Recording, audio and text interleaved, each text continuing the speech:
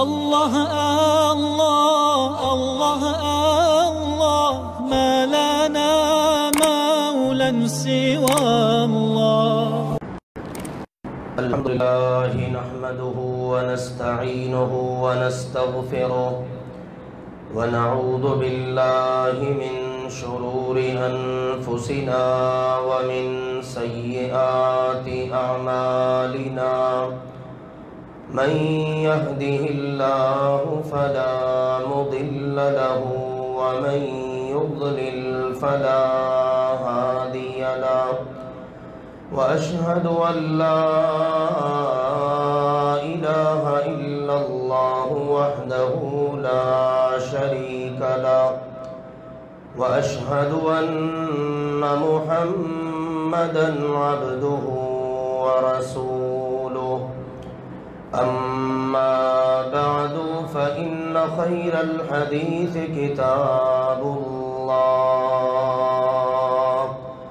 وخير الهدي هدي محمد صلى الله عليه وسلم وشر الأمور محدثاتها وكل محدثة بدعة وكل بدعة ضلالة وكل ضلالة في النار.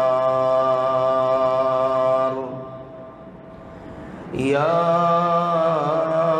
أيها الذين آمنوا اتقوا الله حق تقاته ولا تموتن إلا وأنتم مسلمون. يا أيها الناس اتقوا ربكم الذي خلقكم من نفس واحدة وخلق منها زوجها وبث منهما رجالا كثيرا ونساء واتقوا الله الذي تساءلون به والأرحام إن الله كان عليكم رقيبا. يا أيها الذين آمنوا اتقوا الله وقولوا قولا سديدا يصلح لكم أعمالكم ويغفر لكم ذنوبكم ومن يطع الله ورسوله فقد فاز فوزا عظيما. أما بعد فأعوذ بالله السميع العليم من الشيطان الرجيم. بسم الله الرحمن الرحيم. والسابقون الأولون من المهاجرين والأنصار والذين اتبعوهم بإحسان رضي الله عنهم ورضوا عنه وأعد لهم جنات تجري تحتها الأنهار خالدين فيها أبدا ذلك الفوز العظيم.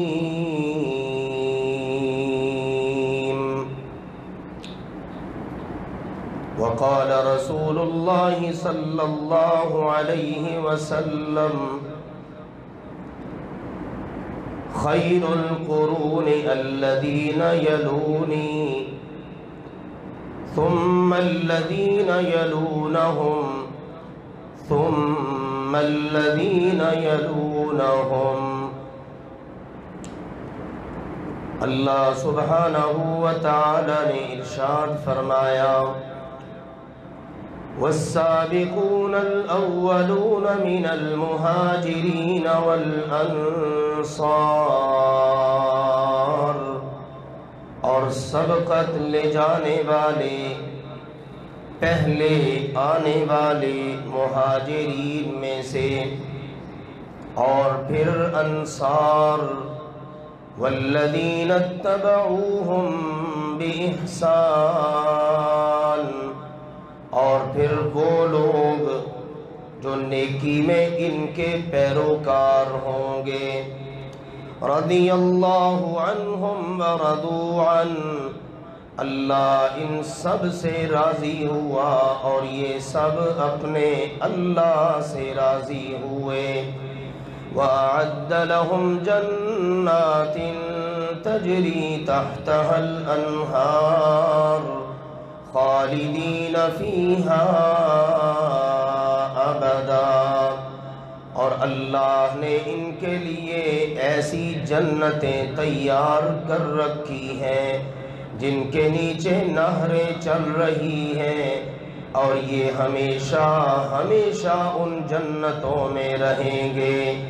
ذالک الفوز العظیم، یہی بہت بڑی کامیابی ہے۔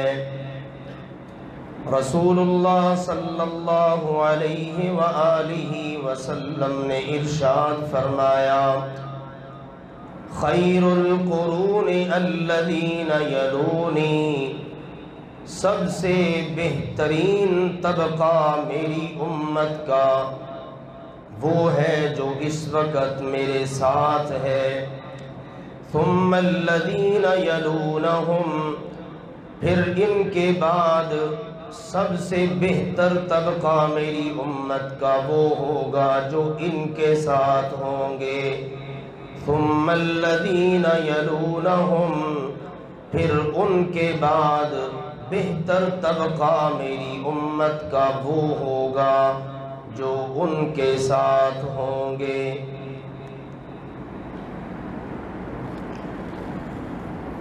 اللہ سبحانہ و تعالی نے انسانوں کی رشد و ہدایت اور رہبری رہنمائی کا جو بندوبست کیا، اس کے لیے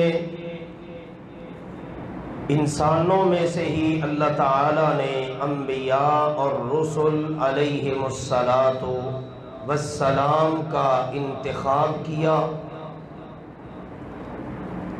اور ان کو یہ ذمہ داری دی کہ جن کی طرف تمہیں میں اپنا رسول اور نبی بنا کر مبعوث کروں، تم نے ان کی رہنمائی کرنی ہے، رہبری کرنی ہے، ان کو میرا راستہ بتانا ہے۔ اب جس وقت اللہ کے نبیوں اور رسولوں نے اللہ کا پیغام اللہ کے بندوں تک اپنی اپنی امتوں تک پہنچایا، تو ہر دور میں ایسا ہوا کہ اس نبی کی امت کے افراد دو حصوں میں تقسیم ہو گئے، ایک حصہ ماننے والوں کا اور دوسرا حصہ نہ ماننے والوں کا۔ یہ ہر نبی کے ساتھ ہوا۔ اب صاف سی بات ہے، عام فہم بات ہے، جنہوں نے نہیں مانا وہ بھی اپنے نبی کے وقت کے اور اس امت کے بدترین لوگ، اور جنہوں نے مان لیا وہ اپنے نبی کے دور اور نبی کی امت کے بہترین لوگ۔ ماننے والے بہترین اور نہ ماننے والے بدترین۔ دوسرے لفظوں میں ماننے والے مؤمن مسلمان اور نہ ماننے والے منکر کافر۔ ہمارے پیارے نبی سیدنا محمد کریم صلی اللہ علیہ وآلہ وسلم نے جب مکہ مکرمہ میں اپنی دعوت کا آغاز فرمایا تو اس وقت بھی ایسی ہی صورتحال ہوئی. کچھ ماننے والے اور کچھ نہ ماننے والے. نہ ماننے والے بدترین اور کافر کہلائے، خائب، خاسر، ناکام، نامراد. اور ماننے والے مومن، مسلمان، کامیاب، فلاح پانے والے. سبحان اللہ، عظیم اللہ تعالیٰ نے ان کو اعزازات، اکرامات اور انعامات سے نوازا. اور پھر یہ ہوتا رہا کہ جو لوگ اللہ کے نبی کے دور میں مان لیں، تسلیم کر لیں، اللہ نے ان کو اپنے نبی کا ساتھ دیا تو ان کی عظمتوں کے پھر کیا کہنے. اور ہمارے پیارے نبی سیدنا محمد کریم صلی اللہ علیہ وآلہ وسلم پر کوئی شخص ایمان لے آیا اور ایمان کی حالت میں اس نے آپ سے ملاقات کر لی، اس کو اللہ تعالی نے صحابی کے درجے پر فائز فرما دیا. یعنی اس کو اللہ کے نبی کا ساتھ، صحبت، اللہ کے نبی کی مجلس، اللہ کے نبی کے ساتھ بیٹھنا، اللہ کے نبی کے ساتھ ایمان کی حالت میں ملاقات کرنا نصیب ہوا ہے. اسی لیے امام ابن حجر عسقلانی رحمہ اللہ تعالی نے صحابی کی تعریف میں اہل علم کے تقریباً تمام اقوال نقل کرنے کے بعد یہ بات ارشاد فرمائی، وَأَصَحُّ مَا وَقَفْتُ عَلَيْهِ. ان تمام اقوال میں سے جو سب سے صحیح ترین قول میرے نزدیک ہے وہ یہ ہے، فرماتے ہیں الصحابی من لقی النبی صلی اللہ علیہ وسلم مؤمنا بہ ومات علی الاسلام. صحابی وہ ہے جس نے ایمان کی حالت میں محمد کریم صلی اللہ علیہ وسلم سے ملاقات کر لی اور اسلام کی حالت میں ہی ان کو موت آئی. یہ ہے صحابی. اب یہ درجہ ایک انسان جب سوچتا ہے، بذات خود اس کو یہ بات اپیل کرتی ہے، یہ درجہ تو بہت بلند ہے کہ بندے کے دل میں ایمان ہو اور جس کا اس نے کلمہ پڑھا ہے اس سے ملاقات کا شرف مل جائے تو سبحان اللہ، اس عظمت کے کیا کہنے. ہم سب مسلمان ہیں، ہم نے کلمہ پڑھا ہے کن کا؟ محمد الرسول اللہ صلی اللہ علیہ وسلم کا. ہم بڑے کمزور ہیں، لیکن ہم میں سے جتنا بھی کسی کا ایمان کمزور ہے نا، آپ کسی مسلمان سے بھی پوچھ کے دیکھیں اللہ کے نبی سے ملاقات کو دل چاہتا ہے؟ اگر یہی سوال میں آپ سے کروں، کوئی شخص ایسا نہیں ہوگا جو کہے گا جی نہیں چاہتا، معاذ اللہ. ہر کوئی کہے گا جی بالکل، میرا سب کچھ لے لیا جائے، مجھے اللہ کے پیارے نبی کی بس زیارت نصیب ہو جائے، اور مجھے کیا چاہیے. یہ میری اور آپ کی خواہش ہے، یہ ایمان ہے. لیکن ان کے کیا کہنے جن کو حقیقت میں اللہ نے زندگی کے اندر یہ شرف عطا کیا کہ انہوں نے جس نبی کا کلمہ پڑھا، ادھر زبان سے نکلتا تھا اشہد ان لا الہ الا اللہ وحدہ لا شریک لہ واشہد ان محمدا عبدہ ورسولہ، اور ادھر نبی پاک کے چہرہ انور پر نگاہ مبارک پڑتی تھی. اس عظمت کے، اس رفعت کے، اس ادا کے کیا کہنے. اس لیے اللہ تعالیٰ نے ان کا مقام پھر بہت بلند کر دیا. اسی لیے رسول اللہ صلی اللہ علیہ وسلم نے فرمایا، میری امت کے لوگوں، میری امت کے اندر بھی مجھ پر ایمان لانے والوں کے درجے ہیں. سب سے بہترین طبقہ، سب سے بہترین لوگ، آپ نے فرمایا الذین یلونی، وہ ہیں جو میرے ساتھ رہتے ہیں، جن کو میرا ساتھ نصیب ہوا ہے، جو میرے دائیں بائیں رہتے ہیں، جو میرے آگے پیچھے رہتے ہیں، جو نمازیں میرے پیچھے پڑھتے ہیں، جو جنگوں میں میرے ساتھ ہوتے ہیں، جنہوں نے ہجرت میرے ساتھ کی ہے، جنہوں نے انصار بن کر مدینہ میں اپنے گھروں کے دروازے میرے لیے کھول دیے ہیں، سب سے بہترین امت محمد علی صاحبہا الصلاۃ والسلام کے افراد کون ہیں؟ صحابہ کرام۔ کون ہے سب سے بہترین اس امت کے لوگ؟ صحابہ کرام رضوان اللہ علیہم اجمعین۔ اور پھر صحابہ کرام میں بھی نا درجات ہیں، درجات ہیں۔ سب سے اونچے درجے پر خلفائے اربعہ، سیدنا ابو بکر، سیدنا عمر، سیدنا عثمان، سیدنا علی رضی اللہ عنہم، ان کے درجے کو کوئی نہیں پہنچ سکا۔ پھر سبحان اللہ، اللہ کی قدرتوں کے کیا کہنے، ان چاروں میں بھی درجات ہیں۔ سب سے اونچا درجہ ہے ابو بکر کا،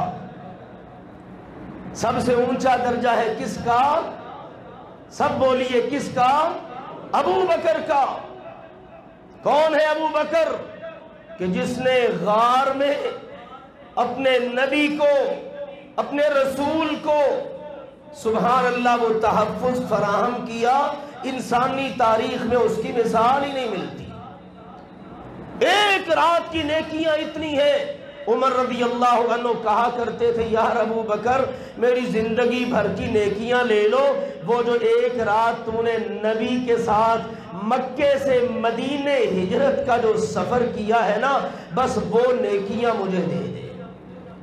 کبھی تصور تو کرو، آج کالے دل والے، کالی گندی زبانوں والے ابو بکر جیسے اسلام کے چمکتے سورج پر لب کشائی کریں، منفی بات کریں، معاذ اللہ آج اسلام آباد میں بیٹھ کر یہ بدبخت ان کو کافر کہیں، کہ جن کے ذریعے اسلام پھیلا، کہ جس نے اسلام کے خلاف تکفیریوں کی کمر کو توڑا۔ اور انہوں نے کہا تھا یہ جتنے نبوت کے دعوے دار ہیں، منکرین زکوٰۃ ہیں، ابو بکر مدینہ سے نکلے گا، خلیفۃ المسلمین ہے، امیر المؤمنین ہے، لیکن یہاں سے نکلے گا تن تنہا بھی اگر رہ جائے، حتیٰ کہ اگر اس کی لاش پڑی ہو، پرندے درندے اس کو نوچے، ابو بکر پھر بھی ختم نبوت کی پہرے داری سے اور اللہ کے دین کی چوکی داری سے پیچھے نہیں ہٹے گا۔ اور ان کو روکنے والا کون تھا؟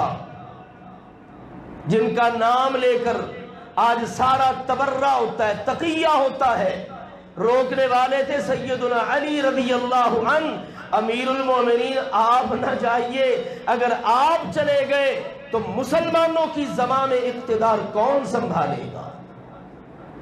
باتیں کرنا تو آسان ہے، کبھی اپنی تاریخ کے اوراق کی ورق گردانی تو کر کے دیکھو۔ میں نہیں کہتا صرف سنیوں کے نزدیک، سنیوں کی کتابیں اٹھاؤ، شیعہ کی کتابیں اٹھاؤ، ابھی انشاءاللہ ایک حوالہ ہی کافی ہوگا، نقل کروں گا۔ ابو بکر کو ماننے والوں نے عظمتیں کیا دی ہیں، جنہوں نے مانا ہے انہوں نے مانا ہے، اور جنہوں نے نہیں ماننا ان بدبختوں نے ان عظیم ہستیوں کا نام لے کر ان کو معاذ اللہ کافر کہنا ہے۔ ابو بکر کو جو کافر کہتا ہے اس کو تو بددعا لگی ہوئی ہے امام باقر کی۔ اٹھائیے کشف الغمہ، کشف الغمہ کتاب کا نام یاد کر لو، شیعہ کی کتاب ہے، جلد نمبر 1 صفحہ نمبر 362 اٹھاؤ۔ امام باقر سے عروہ پوچھتے ہیں جناب یہ تلوار کے اوپر تلا کرنا اس کا کیا حکم ہے؟ فرمانے لگے کرنا چاہیے، کیوں؟ حلا ابو بکر الصدیق سیفہ، کیونکہ ابو بکر صدیق بھی اپنی تلوار پر تلا کیا کرتے تھے۔ وہ کہتے ہیں میں نے کہا انت تقول الصدیق، امام باقر آپ کہتے ہیں؟ کون ہے امام باقر؟ علی زین العابدین کے بیٹے سیدنا حسین کے پوتے، ان کو کہنے والے نے کہا جناب آپ ابو بکر کو صدیق کہتے ہیں؟ کشف الغمہ کتاب کا حوالہ، جب انہوں نے اس سائل کی زبان سے یہ بات سنی، شیعہ کتاب کی اس بات کے الفاظ نقل کر رہا ہوں، فَوَثَبَ وَثْبَتًا، سائل کے منہ سے یہ سوال سنتے ہی اٹھ کر سیدھے ہو کے بیٹھ گئے، وَاسْتَقْبَلَ الْقِبْلَةَ، قبلہ رخ ہو گئے اور فرمانے لگے نعم الصدیق، نعم الصدیق، نعم الصدیق، علی کا پڑپوتا حسین کا پوتا کہتا ہاں ابو بکر صدیق تھا۔ ابو بکر بولی، آپ سارے بولی، ابو بکر کیا تھا؟ صدیق تھا، ابو بکر صدیق تھا، 3 مرتبہ کہا اور فرمانے لگے جو ابو بکر کو صدیق نہیں نہ کہتا فلا صدق اللہ لہ فی الدنیا ولا فی الآخرہ، اللہ اس کذاب اور دجال کی بات کی نہ دنیا میں تصدیق کرے گا نہ آخرت میں کرے گا۔ یہ ہے سیدنا علی رضی اللہ عنہ کے پڑپوتے کی بات، حسین رضی اللہ عنہ کے پوتے کی بات۔ اور کڑیاں پتہ کیسے ملتی ہیں؟ یہ چند ایک باتیں نوٹ کر لیں، کوئی اللہ کے فضل و کرم سے بدبخت نقب نہیں لگا سکے گا۔ سیدنا ابو بکر رضی اللہ تعالی عنہ، ان کے بیٹے ہیں، ایک ہے عبد الرحمن اور دوسرے ہیں محمد۔ یہ محمد بن ابی بکر ہے۔ صحابہ کرام اپنے بیٹوں کے نام اللہ کے نبی کے نام پر رکھا کرتے تھے۔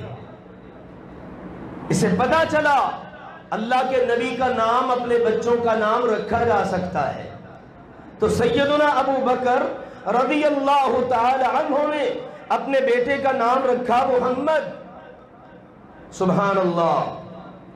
اور ادھر عبد الرحمن ہے، عبد الرحمن کو اللہ تعالی نے بیٹی عطا کی اسما، اور محمد کو اللہ نے بیٹا عطا کیا قاسم۔ اسما اور قاسم کا آپس میں نکاح ہوا، اس جوڑے کو اللہ نے بیٹی عطا کی، اس کا نام انہوں نے رکھا ام فروہ۔ کیا نام رکھا؟ ام فروہ۔ یہ ایک سلسلہ نسب ہے، ابو بکر رضی اللہ عنہ اور ان کے بیٹے کا نام محمد، محمد کا آگے بیٹا قاسم، ابو بکر رضی اللہ تعالی عنہ ان کا دوسرا بیٹا ہے عبد الرحمن، عبد الرحمن کی بیٹی ہے اسما، آگے اسما کی بیٹی ہے ام فروہ جو کہ قاسم کی بھی بیٹی ہے۔ اب یہ ام فروہ پتہ کس کی بیوی بنتی ہے؟ امام محمد باقر کی۔ ام فروہ ابو بکر رضی اللہ عنہ کی پڑپوتی کس کی بیوی بن رہی ہے؟ محمد باقر علی رضی اللہ عنہ کے پڑپوتے کی۔ علی رضی اللہ عنہ کا بیٹا ہے شہزادہ جنت سیدنا حسین رضی اللہ تعالی عنہ۔ سیدنا حسین رضی اللہ عنہ کا آگے بیٹا ہے علی زین العابدین، علی زین العابدین کا آگے بیٹا ہے محمد باقر۔ ادھر محمد باقر علی رضی اللہ عنہ کا پڑپوتا اور ادھر ام فروہ ابو بکر رضی اللہ عنہ کی پڑپوتی، نکاح ہوا، اللہ نے بیٹا دیا آگے امام جعفر صادق۔ کن کے ہوئے پھر 12 امام؟ کن کے ہوئے؟ حسن عسکری تک سلسلہ چلا، آگے امام ہی غائب ہو گیا۔ حسن عسکری تک تو چلتے رہے، امام جعفر صادق کن کا بیٹا ہے؟ ماں کی طرف سے نسب دیکھو تو ابو بکر سے ملتا ہے، باپ کی طرف سے دیکھو تو علی رضی اللہ عنہ سے ملتا ہے۔ ان کی تو یہ رشتہ داریاں تھیں۔ آج کوئی بدبخت تقیہ کرتے ہوئے، تبرہ کرتے ہوئے اگر وہ سیدنا ابو بکر رضی اللہ عنہ کے بارے میں بدزبانی کرے، اس کو سوچنا چاہیے اس کا تو اس خاندان سے اور اس تعلق اور اس سلسلے سے دور کا بھی تعلق نہیں ہے۔ یہاں تو یوں رشتہ داریاں جڑی ہوئی ہیں، ابو بکر رضی اللہ تعالی عنہ، پھر عمر رضی اللہ تعالی عنہ دوسرے نمبر پر جن کے بڑے فضائل و مناقب، پھر تیسرا نمبر ہے عثمان کا، چوتھا نمبر ہے علی رضی اللہ عنہ کا۔ ترتیب تو اللہ نے رکھی ہے نا۔ مسلمانوں کی زمام اقتدار اور امارت اور خلافت کے لیے اس کے بعد عشرہ مبشرہ ہیں، غزوہ بدر میں شریک ہونے والے ہیں، دیگر یاد رکھیے سب سے پہلے نمبر پر ایمان لانے والے صحابی سے لے کر سب سے آخر میں ایمان لانے والے صحابی تک ہر ایک کے بارے میں ہمیں ہمارے نبی نے بتایا ہے، اللہ اللہ فی اصحابی، میری امت کے لوگوں تمہیں اللہ کا واسطہ دیتا ہوں، تمہیں اللہ کا واسطہ دیتا ہوں، میرے صحابہ کے بارے میں خبردار رہنا، میرے صحابہ کے بارے میں محتاط رہنا۔ لو ان احدهم انفق لو ان احدكم انفق مثل احد ذهبا، اگر تم میں سے کوئی بندہ احد پہاڑ کے برابر سونا اللہ کی راہ میں صدقہ کرے، اور میرا کوئی صحابی سب سے آخر میں ایمان لانے والا صحابی بھی اگر ایک مٹھی جو تقریباً 625 گرام بنتے ہیں، یا فرمایا آدھی مٹھی 312 گرام جو اگر میرا صحابی صدقہ کر دینا، تم میں سے کوئی احد پہاڑ کے برابر سونا بھی خرچ ہو سکتا۔ یہاں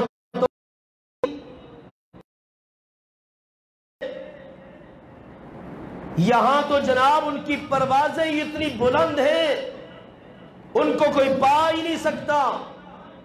یہاں تو عظمتیں یہ ہیں، ان کے دلوں کو ڈائریکٹ اللہ نے جھانک کے کہا وَلَكِنَّ اللَّهَ حَبَّبَ إِلَيْكُمُ الْإِيمَانَ وَزَيَّنَهُ فِي قُلُوبِكُمْ، اللہ نے کہا میرے نبی اپنے ان صحابہ کو مقدس نفوس کو بتا دے، اللہ نے دلوں کو جھانکا اور ان کے دل اللہ کو اتنے پسند آئے کہ اللہ نے نور ایمان سے ان دلوں کو منور کر دیا ہے۔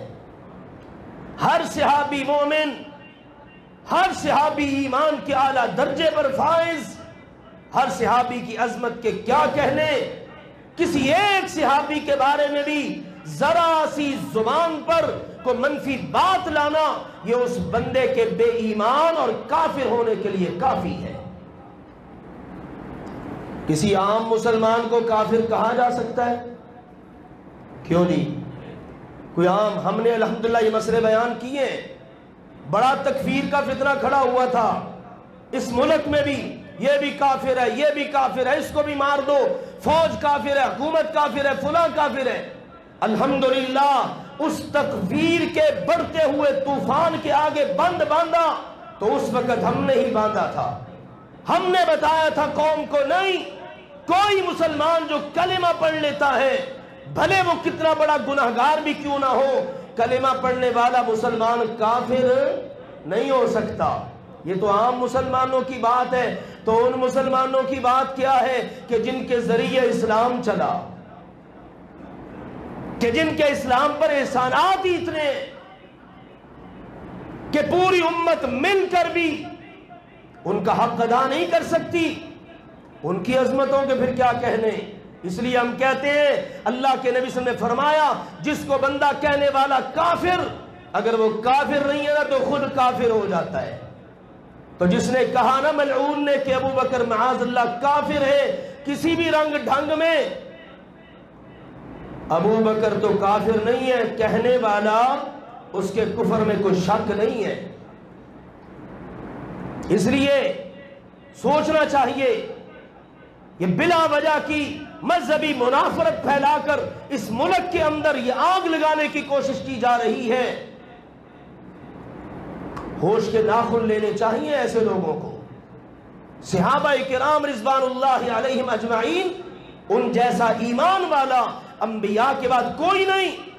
اللہ کے نبی صلی اللہ علیہ وسلم نے فرمایا میری امت کے لوگوں، جو بدبخت میرے صحابہ کو گالی دیتا ہے، یہ صحابہ کی عظمت کی بات ہے، فرمایا من سب اصحابی، جو میرے کسی صحابی کو گالی دے فعلیہ لعنت اللہ والملائکۃ والناس اجمعین، اس پر اللہ کی بھی لعنت ہے، اس پر اللہ کے فرشتوں کی بھی لعنت ہے، اور اس پر سارے انسانوں کی بھی لعنت ہے۔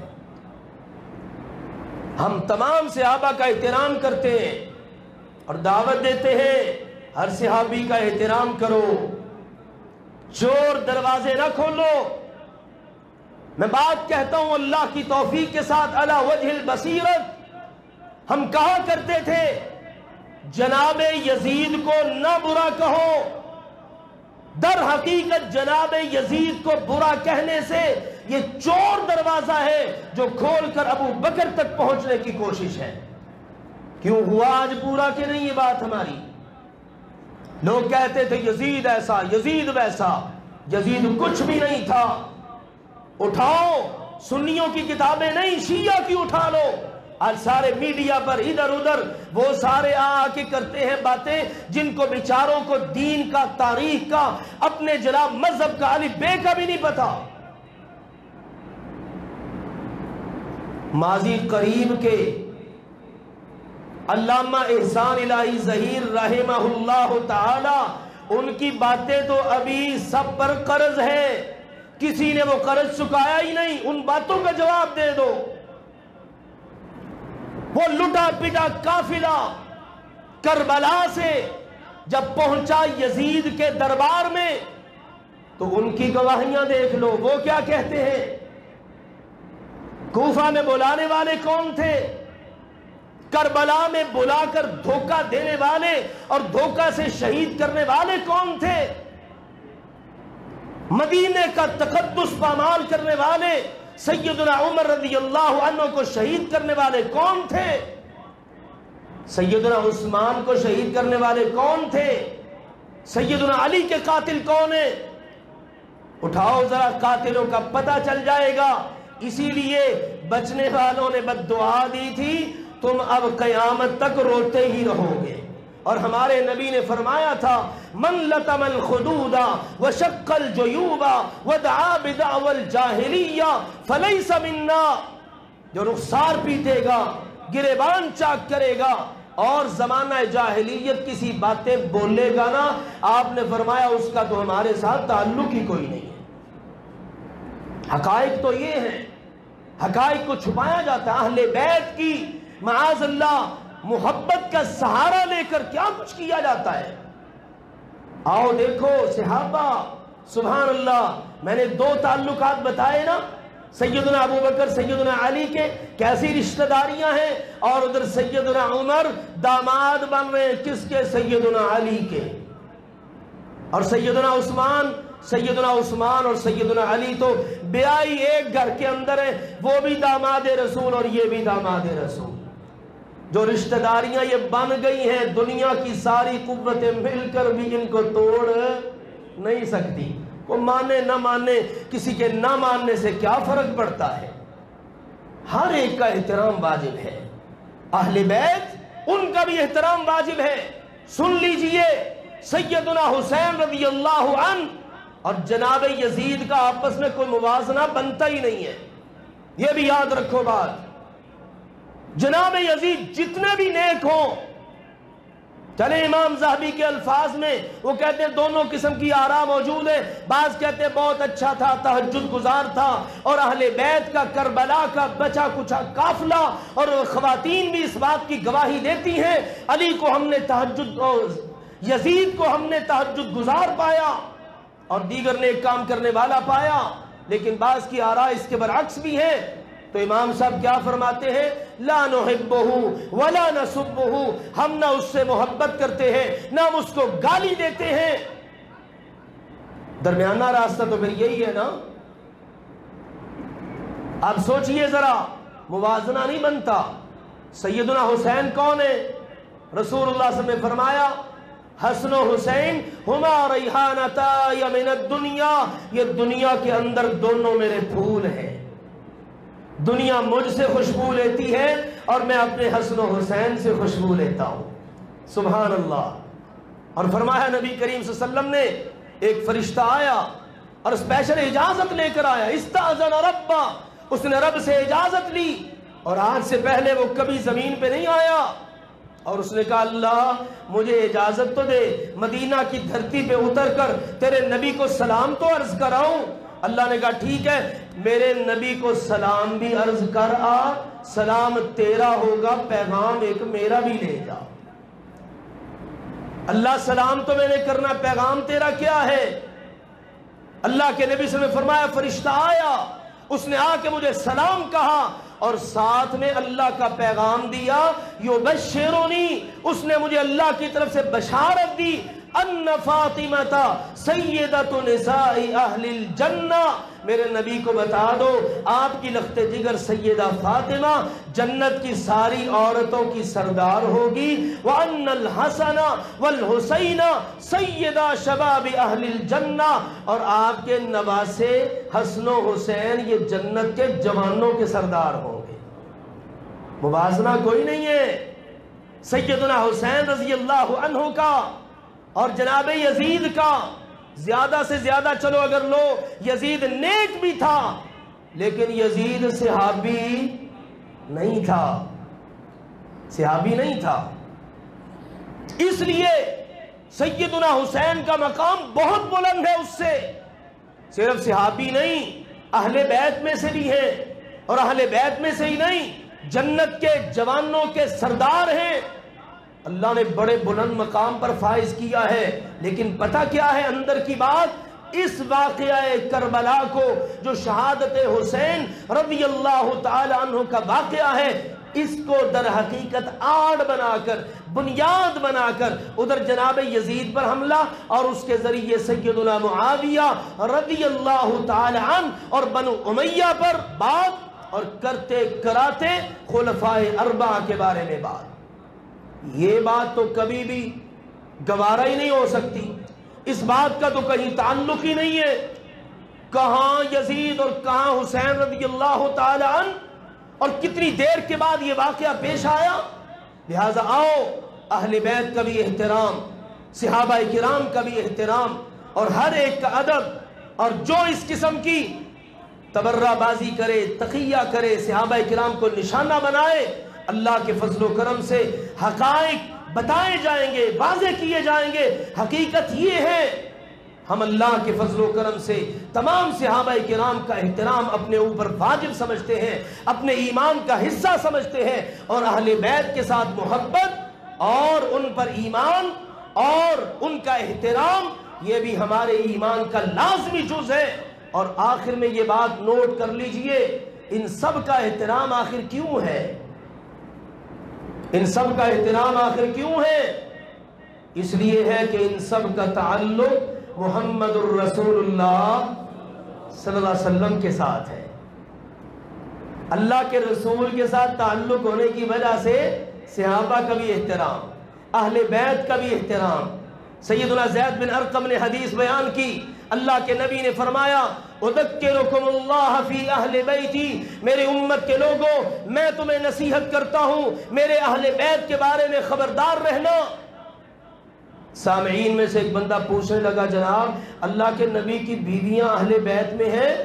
فرمایا نساؤہ من اہل البیت، اللہ کے نبی کی بیویاں اگر اہل بیت میں سے نہیں ہیں تو اور کون ہے پھر؟ اللہ کے نبی کی بیویوں کا بھی احترام، اللہ کے نبی کے خاندان کا احترام، اللہ کے نبی کے رشتہ داروں کا احترام، اللہ کے نبی کے دامادوں کا احترام، اللہ کے نبی صلی اللہ علیہ وسلم کے نواسوں نواسیوں کا احترام، اللہ کے نبی کی ساری آل کا، اللہ کے نبی کے سارے صحابہ کا احترام، یہ ہر مسلمان پر واجب ہے۔ اسی لیے امام مالک رحمہ اللہ تعالی نے تو فیصلہ ہی کر دیا، جو شخص برا بلا کہہ رہا تھا صحابہ کرام کو، فرمانے لگے تو مہاجروں میں سے ہے؟ کہتا نہیں۔ انصاریوں میں سے ہے؟ نہیں۔ فرمانے لگے پھر تو مسلمان بھی نہیں ہے۔ کہتا نہیں وہ کیسے؟ کہنے لگے سورۃ الحشر پڑھ لے، اللہ نے 3 ہی طبقے ذکر کیے، پہلے للفقراء المہاجرین، اس کے بعد والذین تبوؤا الدار والایمان، ٹھیک ہے نا، یہ انصار، اور تیسرے نمبر پر وہ ہیں جو ان کے بعد آئیں گے نا، وہ ان کے لیے بخشش کی دعائیں کریں گے، ان کے کیڑے نہیں نکالیں گے، ان پر تبرہ نہیں کریں گے، ان کو گالیاں نہیں دیں گے۔ تو جو صحابہ کے بارے میں گالی دیتا ہے، ان کو برا کہتا ہے، ان کے لیے دعا نہیں کرتا، فرمانے لگے اس کا تو مسلمانوں سے تعلق ہی کوئی نہیں ہے، اس لیے تجھے کہہ رہا ہوں خبردار ہو جا۔ تو آؤ میرے عزیزو، صحابہ کرام اور اہل بیت کا تقدس، ان کا احترام، ان کی عظمت مسلم ہے، قرآن نے واضح کر دی، احادیث نے واضح کر دی۔ جو بھی اس کے بارے میں کوئی منفی بات کرتا ہے، اللہ کے نبی صلی اللہ علیہ وسلم کے الفاظ میں اس کا وبال اسی پر پڑتا ہے۔ اللہ ذوالجلال والاکرام ہم سب کو تمام صحابہ کرام کا دل و جان سے احترام کرنے اور تمام اہل بیت کا دل و جان سے ادب اور احترام کرنے کی توفیق عطا فرمائے، اور اس کے تقاضوں کو اللہ پورا کرنے کی توفیق عطا فرمائے۔ وآخر دعوانا ان الحمدللہ رب العالمین۔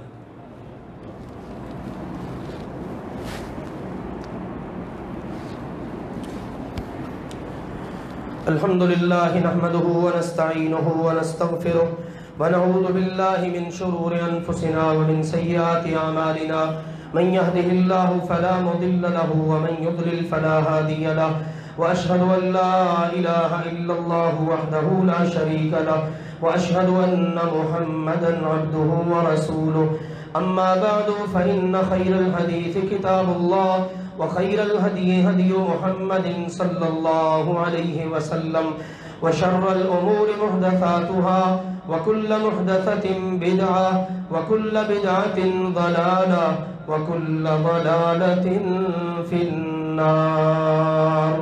اما بعد، محرم کا مہینہ، اس میں بالخصوص صحابہ کرام رضوان اللہ علیہم اجمعین، ان کے حوالے سے جو 2 انتہائی المناک حادثات پیش آئے، ایک سیدنا عمر رضی اللہ تعالی عنہ کی شہادت 1 محرم کو، اور دوسری سیدنا حسین رضی اللہ تعالی عنہ کی شہادت 10 محرم کو۔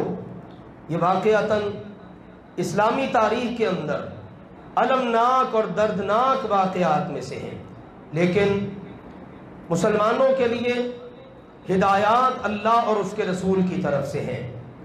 شہیدوں کا ماتم نہیں کیا جاتا، کہتے ہیں اسلام زندہ ہوتا ہے کربلا کے بعد، اگر کربلا کے بعد اسلام زندہ ہوتا ہے تو پھر ماتم کرنے کی ضرورت ہی کیا ہے؟ لہٰذا ایسا کوئی کام نہیں ہے۔ یہ محرم کا پہلے خاص طور پر 10 دن ان میں ہمارے ہاں جو فضا بنا دی گئی ہے اور عجیب صورتحال ہے، یاد رکھو میرے عزیزوں، ان ماتم کی چیزوں کو یا اس قسم کی مجالس کو اٹینڈ کرنا، ان کو دیکھنا، یہ سارے کے سارے کام گناہ کے کام ہیں۔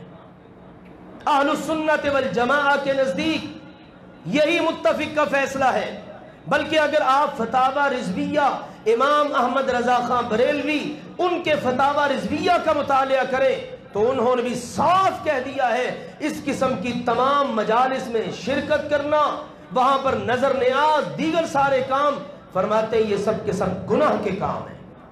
تو مسلمانوں کو بچنا چاہیے۔ سچی بات ہے آج سنی اور شیعہ ان معاملات کے اندر آ کر یہ سارا فرق ہی ختم ہو چکا ہے۔ آپ محسوس نہیں کرتے، آپ دیکھتے نہیں ہیں۔ ہمارا پیغام سب کے لیے محبت کا پیغام ہے، لیکن جہاں بھی اسلام کے ذریعے نقب لگائی جائے گی اور تفرقہ بازی ہوگی، اس کو بھی امت کے سامنے آشکارا کرنا یہ امت کے خطباء کا اور اماموں کا فرض بنتا ہے۔ لہذا آئیے اس قسم کی تمام مجالس سے کنارہ کشی اور ان چیزوں کا دور دور تک ان ہستیوں سے کوئی تعلق نہیں۔ سیدنا حسین رضی اللہ تعالیٰ عنہ کی شہادت خلفائے 4 رضی اللہ عنہم اجمعین ان کے مبارک دور کے کتنے عرصے بعد پیش آئی ہے، اور اس کے ذمہ داران کون ہیں؟ ہم کہتے ہیں اللہم لعن علی قتلتی الحسین، اللہ سیدنا حسین رضی اللہ تعالی عنہ کے قاتلوں پر لعنت برسا۔ اور وہ ہیں ہی ملعون جنہوں نے نواسۂ رسول کو بے دردی سے شہید کر دیا۔ ہمارے دلوں میں ان ملعونوں کے بارے میں کوئی ذرہ برابر بھی نرمی کا نہیں ہے۔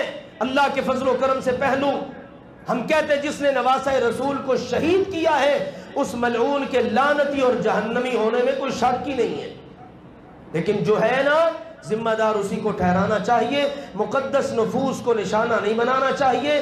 آؤ میرے عزیزوں، سنی مسلمانوں خاص طور پر تم بھی سمجھو، اور شیعہ مسلمانوں سے بھی کہوں گا آپ بھی سمجھو، اور ایسے تمام قسم کے لوگوں کا بائیکاٹ کرو جو اس ذریعے کے ساتھ اللہ کے نبی کے پیارے صحابہ کرام کے بارے میں کوئی ذرا سی منفی بات بھی کر کے مسلمانوں کے جذبات کو مجروح کرتے ہیں۔ دیکھو نا کہیں ختم نبوت میں ڈاکہ ہے، کہاں سے سلسلہ چلا، قرآن جلا، قرآن کی بے حرمتی، اللہ کی بے حرمتی، اور پھر چلتے چلاتے اللہ کے نبی کی شان اقدس میں گستاخیاں، اور اب صحابہ کرام کی شان اقدس میں گستاخیاں۔ آخر میں یہ بات عرض کروں گا میرے عزیزوں، یہ محرم کا مہینہ پچھلے جمعے بھی میں نے بتایا تھا، اس میں اللہ کے نبی صلی اللہ علیہ وسلم نے بتایا ہے زیادہ سے زیادہ نفلی روزے رکھے جائیں۔ سب سے افضل روزے رمضان کے بعد اس مہینے کے ہیں، لہٰذا اس میں زیادہ سے زیادہ نفلی روزوں کا اہتمام کیا جائے۔ یہ باقی کے جتنے کام ہیں، سبیلیں لگ رہی ہیں، نظر نیاز ہے، نظر اللہ، نیاز حسین، کتنے سارے چکر ہیں، ان سب سے اپنے آپ کو بچائیے، اور مشابہت سے بھی بچائیے۔ مشابہت بھی اختیار نہیں کرنی، کرنے والا کام کیا ہے؟ نفلی روزے رکھیے، اور خاص طور پر 9 اور 10 محرم کا روزہ۔ آج کتنی محرم ہے؟ 8، کل انشاءاللہ 9 محرم ہے، اور پرسوں 10۔ یہ 9 اور 10 محرم کا روزہ رکھیے۔ 10 محرم کا روزہ یہودی رکھتے تھے، نبی صلی اللہ علیہ وسلم نے پوچھا بھئی تم کیوں رکھتے ہو؟ کہنے لگے نہیں موسیٰ علیہ السلام کو اللہ نے نجات دی ہے، ہم شکرانے کا روزہ رکھتے ہیں۔ آپ نے فرمایا میرا موسیٰ علیہ السلام سے زیادہ تعلق ہے۔ تو آپ علیہ السلام 10 محرم کا روزہ رکھتے تھے، اور آپ نے فرمایا لَإِن بَقِيتُ، اگر میں اگلے سال تک زندہ رہا، لَأَصُومَنَّ التَّاسِعَ، تو میں 9 محرم کا روزہ بھی رکھوں گا۔ امام ابن تیمیہ رحمہ اللہ تعالی اور دیگر ائمہ نے اسی بات کو اہمیت دی ہے، لہذا 9 اور 10 محرم کا روزہ رکھیے۔ اللہ کے نبی صلی اللہ علیہ وسلم نے فرمایا مجھے اللہ پر یقین ہے اللہ تعالیٰ ان روزوں کی بدولت گزشتہ 1 سال کے گناہوں کو معاف کر دے گا۔ تو آؤ میرے عزیزو، یہ ہے کرنے والے کام، دیگر انشاءاللہ احباب تک بھی یہ پیغام پہنچائیں۔ اللہ ذوالجلال والاکرام ہم سب کو حق بات کو قبول کرنے اور عمل کرنے کی توفیق عطا فرمائے۔ وآخر دعوانا ان الحمد للہ رب العالمین۔